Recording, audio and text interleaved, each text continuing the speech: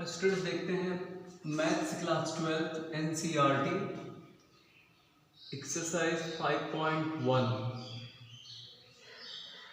Problem number 19। यहाँ कह रहा है कि जी ऑफ एक्स यानी एक फंक्शन को रिप्रेजेंट किया है और फंक्शन डिफाइन है x minus greatest integer of x. देखो एक यहाँ एक नया फंक्शन मिल गया। इस फंक्शन को कहते हैं, जैसे यहाँ लिखा हुआ है, इसका नाम है ग्रेटेस्ट इंटीजर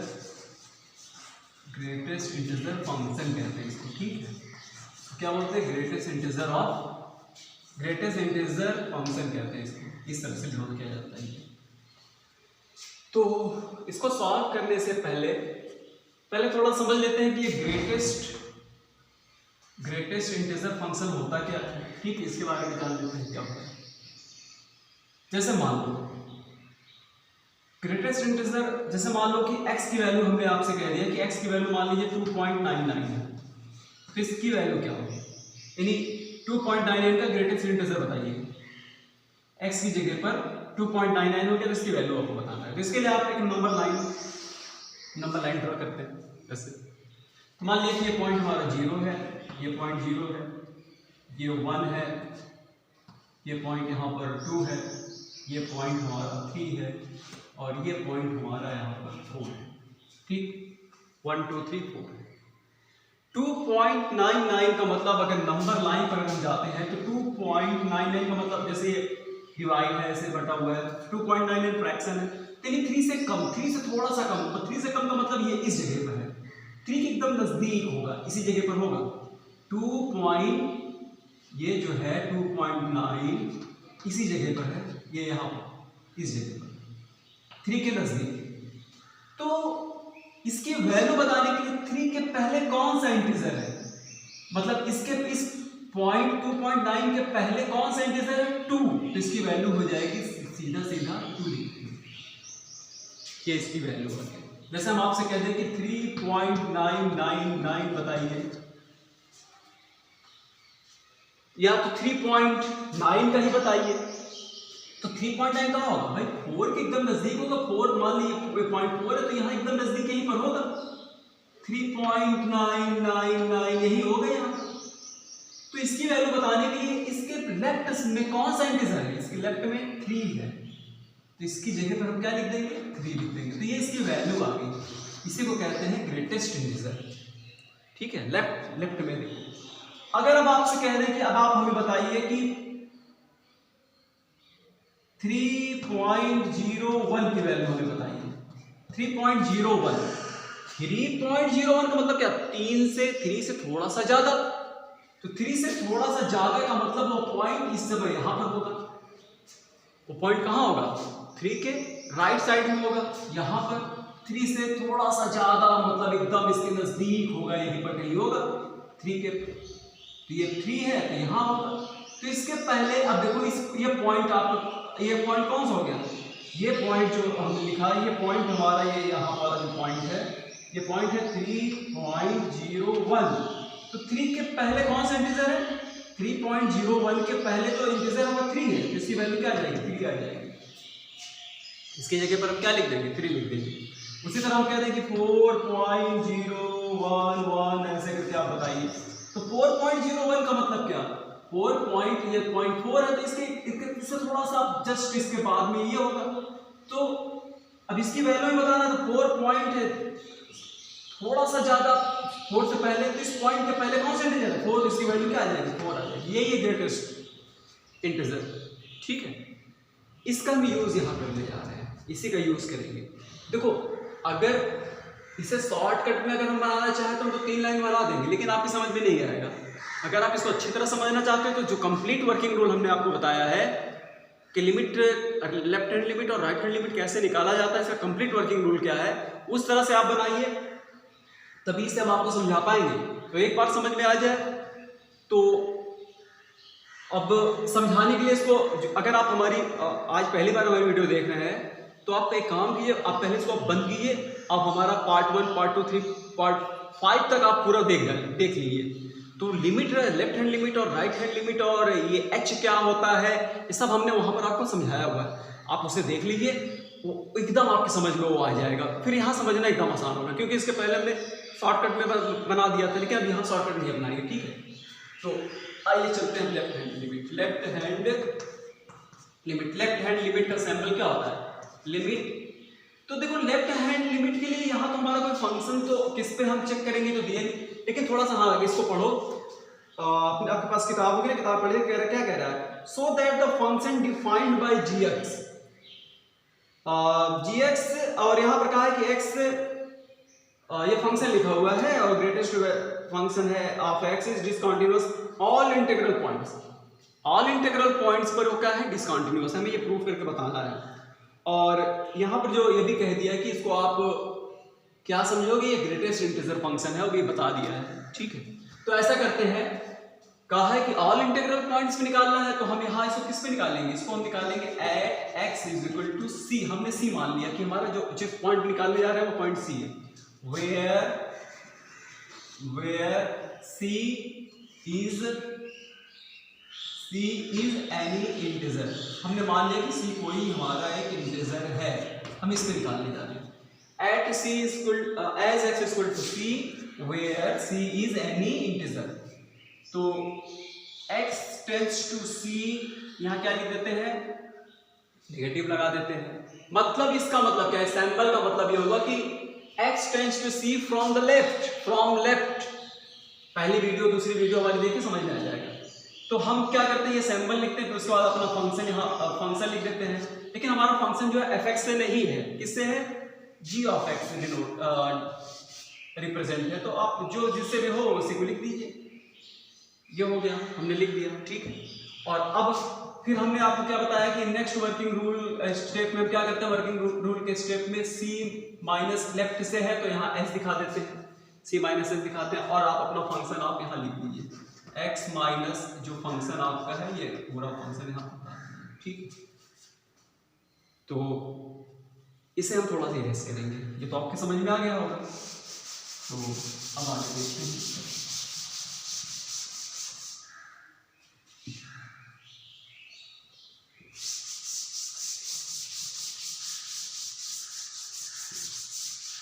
हाँ आगे देखिए क्या करने जा रहे हैं इस पे। अब यहाँ पर अब हम नेक्स्ट वर्किंग रूल होता है कि x, अब जहाँ x है वहां पर हम c माइनस एच रखेंगे, तो लिमिट h टेंड्स टू 0 हो जाएगी, लिमिट h टेंड्स टू 0 हो जाएगा, और x की जगह पर रख देंगे c माइनस एच रख देंगे, और माइनस, और इसकी जगह पर c माइनस एच यहाँ रख देंगे।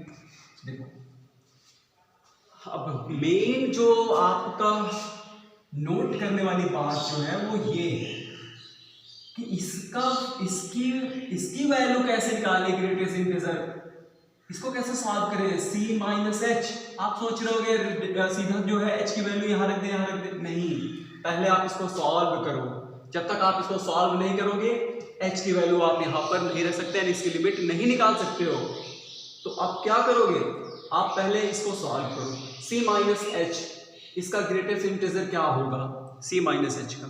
तो आओ देखते हैं इसको कैसे सॉल्व करते हैं। एक नंबर लाइन बनाते हैं, एक नंबर लाइन बनाया, और ये हमने कह दिया कि भाई ये 0 है, ये 1 है, ये पॉइंट जो है हमारा यहाँ पर 2 है, ये पॉइंट हमारा यहाँ पर 3 है, ये पॉइंट है 4, और इसी तरह करते हुए यहाँ 5 है, एंड सो ऑन चला गया, ठीक है। अगर हम आपसे कह दें कि हमें बताइए 3.99 की वैल्यू बताइए, तो 3.99 का मतलब क्या होता है, 3.99 मतलब 4 से पहले मतलब मान लिया कि पॉइंट हमारा एकदम 4 के नजदीक यहाँ पर है। तो हमने आपको क्या बताया कि इसके लेफ्ट हैंड साइड में फ्रैक्शन 3.99 क्या है, फ्रैक्शन है, मतलब 4 से कम है, तो वो पॉइंट क्या होगा, एकदम 4 के नजदीक लेफ्ट में होगा। तो इसके लेफ्ट हैंड साइड में कौन सा इंटीजर, लेफ्ट की तरफ कौन इंटीजर है, 3, तो इसकी वैल्यू 3 आएगी, अभी थोड़ी देर पहले हमने समझाया हुआ था।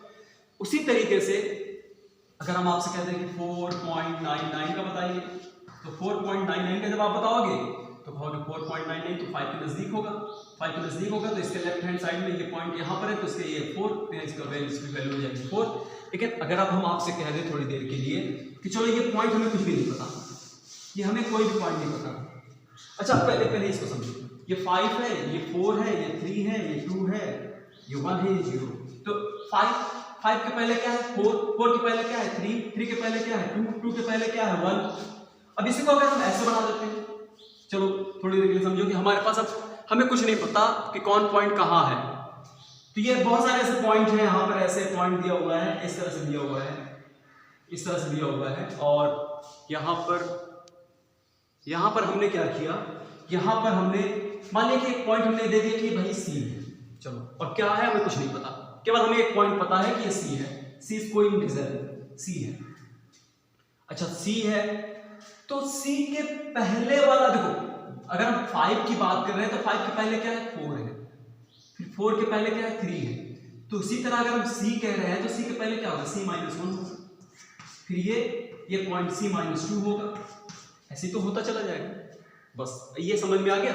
हाँ अब देखो, अब हमें C-H की वैल्यू निकालना है, क्या ग्रेटेस्ट इंटीजर C-H बताना है कि C-H क्या होगा। H क्या होता है, H बहुत ही छोटी क्वांटिटी है, बहुत छोटी राशि है, इतना छोटा है कि जितना आप सोचोगे हम कहेंगे भाई उससे भी छोटा। तो छोटा का मतलब क्या हुआ C-H, पॉइंट हमारा C यहां पर है और C से थोड़ा सा छोटा का मतलब C से पहले, C तक अभी नहीं पहुंच पाया है, C के पहले एकदम C के एकदम नजदीक है, तो C के पहले है, तो ये पॉइंट हमारा C-H है, ये वाला पॉइंट, ठीक है, ये पॉइंट जो है बस क्या है C-H है। तो अब आप खुद बताओ कि C-H बहुत स्मॉल क्वांटिटी है, तो C के पहले तो इसके C-H जो पॉइंट है यानी जो फ्रैक्शन होगा उसके पहले कौन सा इंटीजर है, उसके पहले जो इंटीजर है जैसे वो C-1 ये इंटीजर है, जैसे 3.99 हम कहते हैं यहाँ पर, तो 3.99 यहाँ है तो इसके पहले में कौन इंटीजर है 3, तो इसकी वैल्यू 3, तो C से थोड़ा सा पहले पॉइंट जो है C-H है, तो इसके लेफ्ट हैंड साइड में जो इंटीजर है वह इंटीजर कौन सा है C-1, तो इसकी वैल्यू क्या होगी C-1, ये इसकी वैल्यू होगी। बात समझ में आ रही, तो समझ गए होगे। तो C-H जो है वो क्या होता है, C-H greatest integer of C-H जो होगा वो होगा C-H C-1, ये क्लियर हो गया, C-1 हाथ समझ लीजिए C-H। अब इसके लिए हम क्या करेंगे, अब लिखेंगे लिमिट h टेंड्स टू 0, इसमें बस केवल यही समझने वाली चीज है बस C-H। अब ये देखो हम ये तो क्या किया, इसको ये इसकी वैल्यू हमने निकाल लिया, इसकी वैल्यू हमें क्या मिली C- क्या मिल गया C-1 मिल गया, ठीक है। और अब चलिए लिमिट थोड़ा सा इसको इरेज करते हैं, ठीक है, ये समझ में तो आप क्या गया हो।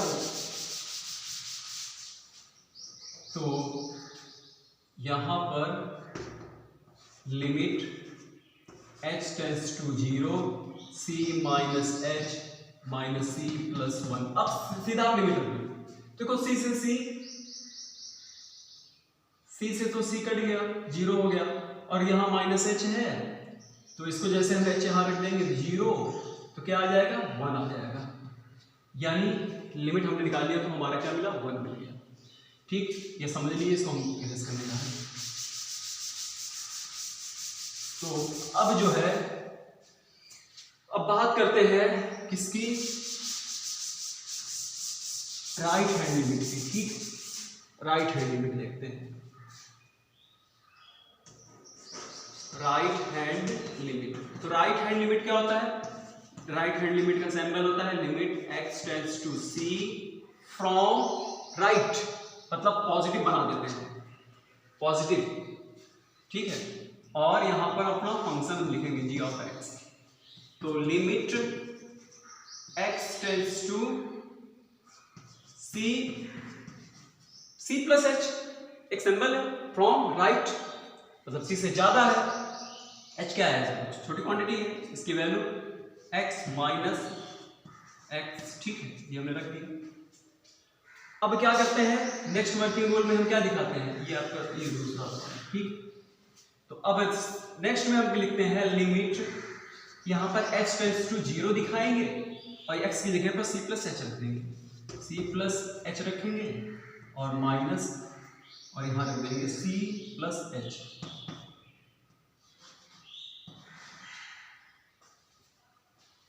ठीक, यहां तक समझ में आया। अब हमें इसकी वैल्यू निकालना है, किसकी वैल्यू निकालना है, c प्लस एच की वैल्यू निकालना है। ठीक है, देखो अब आप ये मत सोचो कि हम सीधे यहाँ जीरो रख दे तो खत्म हो जाएगी, ऐसा नहीं है। अभी आप पहले इसको आप निकाल लो, निकाल लिए तो उसके बाद आप बन तो ऐसे भी जाएगा, लेकिन आपकी समझ में नहीं आएगा अगर आप अभी लिमिट नहीं निकालो, पहले आप इसको सॉल्व करो। और चलो नंबर लाइन हम बनाते हैं, ये हमने नंबर लाइन बनाया और यहाँ दिखा दिया कि ये क्या है, ये पॉइंट जो है ये 0 है, ये पॉइंट 1 है, ये पॉइंट 2 है, ये पॉइंट 3 है, ये पॉइंट मान लिया कि 4 है। अच्छा ये बताओ 4 से थोड़ा सा ज्यादा अगर हम कह दें कि 4 पॉइंट यहाँ है, तो जैसे हम कह दें इसकी वैल्यू आप बताइए, इसकी वैल्यू आप बताइए कि 4.01, 4.01, तो 4 से ज्यादा का मतलब क्या होगा, ये 4 से थोड़ा सा ज्यादा है तो 1 है, तो इसके पहले इसकी वैल्यू निकालने के लिए ये पॉइंट यहाँ पर है, तो इसके लेफ्ट में कौन सा इंटीजर है, 4 इंटीजर है, तो यहाँ लिख देंगे 4 लिख देंगे। जैसे हम कहते हैं कि 3.0111, इसकी वैल्यू आप बताइए, तो इसकी वैल्यू जब आप बताओगे तो क्या आप करोगे, इसकी वैल्यू बताने के लिए 3.0111 के लिए, तो अब देखो 3 से थोड़ा सा ज्यादा का मतलब क्या, एकदम इसके नजदीक थोड़ा सा ज्यादा यहाँ होगा, तो इसके पहले कौन सा इंटीजर है, 3 है, तो इसकी वैल्यू 3 होगी। उसी तरीके से अगर हम आपसे कह दें कि हमारे पास ऐसा यहाँ पर बहुत सारे पॉइंट्स हैं और जो पॉइंट हमारे पास दिया गया है उस पॉइंट में एक पॉइंट सी है, ये पॉइंट सी हमारा यहाँ पर है, ठीक, ये पॉइंट सी है। तो अब आप जानते हो कि बहुत सारे पॉइंट्स हैं, यहाँ पर एक पॉइंट हमको केवल एक पॉइंट हमें पता है कि सी है, तो हम तुरंत जान जाएंगे कि सी के पहले ये, जैसे यहाँ 4 था तो यहाँ 3 था, यहाँ 5 तो ये 4, ये 3, ये 2, ये 1 ऐसे था, तो और हमें कोई पॉइंट नहीं पता, लेकिन ये पता है कि पॉइंट सी है, तो ये पॉइंट जो होगा वो c माइनस 1 होगा, c माइनस 1 होगा। अब देखो हमें किसकी वैल्यू निकालना है, c प्लस एच निकालना है, तो c पॉइंट कहाँ है, c पॉइंट तो यहाँ है, h क्या है, बहुत ही छोटी क्वांटिटी है, तो जब c से थोड़ा सा ज्यादा, c से ज्यादा है, c प्लस एच का मतलब स्मॉल क्वांटिटी अगर जुड़ गई, उसमें स्मॉल क्वांटिटी जुड़ गई तो वह c के पहले यह पॉइंट होगा।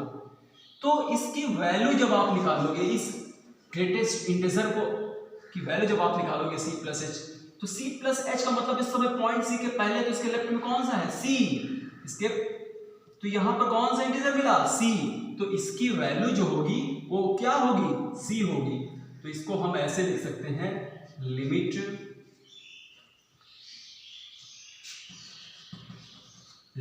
h टेंड्स टू 0, तो c प्लस एच माइनस, अब इसकी वैल्यू क्या निकली, इसकी वैल्यू इसके पहले c, तो यहां पर लिख देंगे c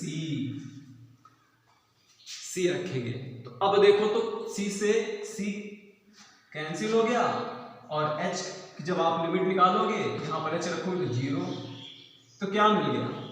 तो यहां दो चीज समझने वाला है, क्या चीज, एक तो ये आप समझ लीजिए कि जो c माइनस एच, इसका हम वैल्यू निकालेंगे c माइनस एच, तो ये हमें क्या दे रहा है, c माइनस 1, और ये यहाँ पर आप इसको भी आप समझ लीजिए कि अगर हम c प्लस एच निकाल रहे हैं ग्रेटेस्ट इंटीजर, तो इसकी वैल्यू क्या आएगी, इसकी वैल्यू c आएगी। ये आपको समझ में आना चाहिए, तो रख दिया। तो देखो क्या मिला, any integer c where c is any integer, किसी भी इंटीजर पर हमने जो वैल्यू निकाला, तो at x equal to c where c is any integer, c is any integer, पर हमें क्या मिला, हमें ये मिला कि left hand limit not equal to right hand limit, left hand limit और राइट हैंड लिमिट इक्वल नहीं है। तो जब लेफ्ट हैंड लिमिट और राइट हैंड लिमिट इक्वल नहीं है तो तब हम क्या कहेंगे, हम ये सीधा सीधा ये कह देंगे कि फंक्शन गिवन फंक्शन या gx given function g of x is discontinuous at any integer, ठीक, एनी किसी भी इंटीजर पर वह डिसकंटिन्यूअस। तो ठीक है, आप इसको कॉपी कीजिए, समझिए, थोड़ा सा दिमाग कंसंट्रेट करके समझिएगा। अच्छा है, अच्छी प्रॉब्लम है, यहाँ पर एक नया फंक्शन भी मिला है। ठीक है, नेक्स्ट बताते हैं।